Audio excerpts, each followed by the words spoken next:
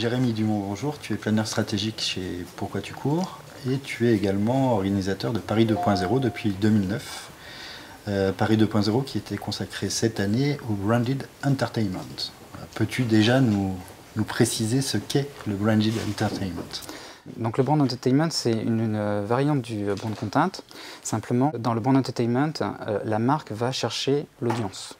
Donc le brand entertainment, c'est un peu comment la marque va taper dans la musique, le sport, les jeux vidéo, pour essayer de capter une audience et faire venir cette audience sur des contenus qui vont véhiculer quand même des valeurs de la marque ou certains messages autour du produit. Parmi les 60 campagnes étudiées et vues à Paris 2.0, est-ce que vous avez réussi à isoler des enjeux très précis pour les entreprises?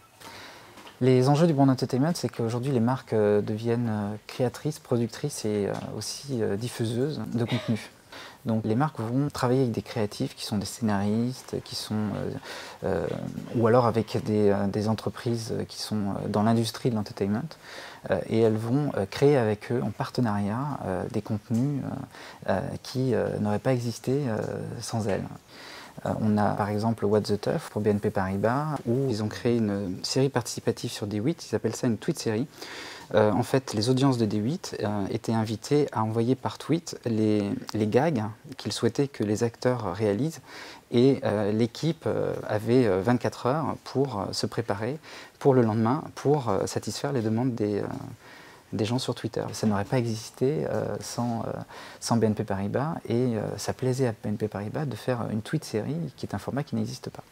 L'autre enjeu, ça va être la production. Donc, elle travaille directement avec des boîtes de prod et elle crée des documentaires, elle crée des nouveaux formats qui n'existaient pas auparavant dans le monde de la publicité, avec les web-séries, les documentaires, les jeux vidéo, tout ça, c'est des nouveaux formats. Donc les marques investissent un peu d'argent pour faire que leur contenu rencontre leur audience, et des fois, quand c'est vraiment très très bien fait, les médias eux-mêmes reprennent les contenus que crée la marque. On a l'exemple avec Red Bull, c'était tellement spectaculaire de voir cet homme sauter de l'espace que les journaux télévisés ont repris ses contenus. Alors vous avez réalisé une étude, est-ce que vous avez réussi à dégager des tendances? Et si oui, pouvez-vous nous donner quelques exemples? Dans les cas qui ont très bien marché en 2013, la première tendance, c'est la vraie vie, quoi, le real life. On a vraiment la marque qui s'intéresse à qui sont vraiment ses consommateurs. Qu'est-ce qu'ils vivent dans la vraie vie autour du produit ou pas? Qu'est-ce qui les intéresse? Une autre tendance, c'est la passion. Comment les marques vibrent au rythme des passions de leurs consommateurs, et elles trouvent une nouvelle vérité, une nouvelle valeur en explorant la musique. Par exemple, la musique électro avec Heineken, avec la Green Room. Ça rajeunit le public se sent... ça ravive tout le sponsoring que Heineken peut faire au niveau des concerts, et ça ravive plein de bons souvenirs, de moments passés, où bien sûr la bière et peut-être Heineken étaient présents. Une autre tendance aussi qu'on a identifiée, c'est l'aspect participatif. Comment les marques font aujourd'hui participer les consommateurs, comment ils arrivent à faire en sorte qu'il y ait une interaction qui se produise avec la marque, les contenus de la marque ou entre les consommateurs. Une autre tendance, ça va être tout ce qui est des événements en fait. La marque crée un événement qui rassemble les consommateurs. Et donc là, par exemple, c'est Adidas avec 1700K, Adidas Boost, et ils ont proposé à 400 personnes de chausser la nouvelle chaussure Boost et de courir 1700 km dans Paris pendant une soirée. Et ensuite, ils en ont fait une vidéo. Les gens qui ont participé ont vécu une super expérience, et les gens qui voient la vidéo se disent « Ah, il y a des gens comme moi, ils ont utilisé le produit, ils ont l'air satisfaits, heureux, je me projette, ça m'intéresse. » Alors quand on parle de brand content, et on l'a vu à travers les exemples que tu nous as donnés, on a plutôt l'impression que ce sont des stratégies destinées aux grosses entreprises, aux grosses marques, en gros aux marques riches. Est-ce que ça peut être accessible et transposable dans le monde de la petite entreprise, enfin de la PME? Alors, ce qui est intéressant du côté des PME, c'est qu'elles sont peut-être plus facilement mobilisables autour d'un projet de brand content qu'une grande entreprise.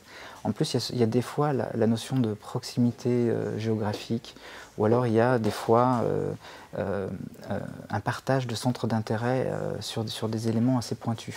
Donc, le brand content pour les PME, c'est quelque chose de très intéressant et comment dire, c'est quelque chose qu'elles peuvent peut-être plus facilement actionner. Dans Paris 2.0, on avait par exemple Petit Bateau qui a fait une opération sur Facebook où ils ont mobilisé les mamans qui partagent naturellement sur la page Facebook des petits événements de la vie de tous les jours de leur enfant.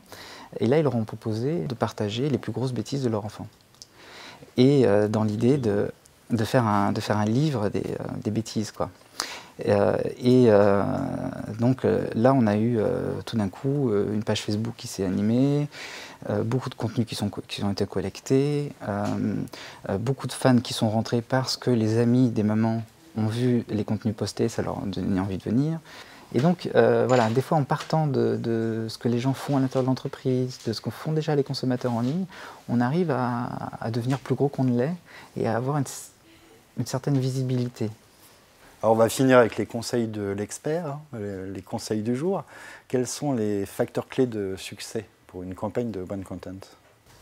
Les facteurs clés de succès, la plupart des personnes vous diront déjà qu'il faut partir de l'histoire de la marque, ses valeurs, les talents des gens qui les composent, le savoir-faire.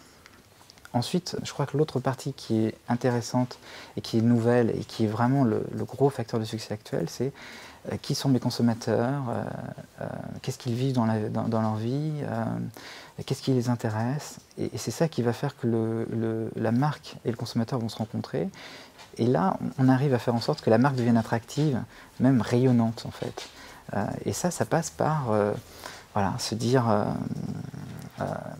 comment je peux faire partie de la vie des gens, à quel moment je peux jouer un rôle et à quel moment mon produit est déjà présent, mais moi en tant que marque, grâce au contenu que je génère, je peux faire que l'expérience que les consommateurs vivent avec mon produit sera encore une expérience plus heureuse.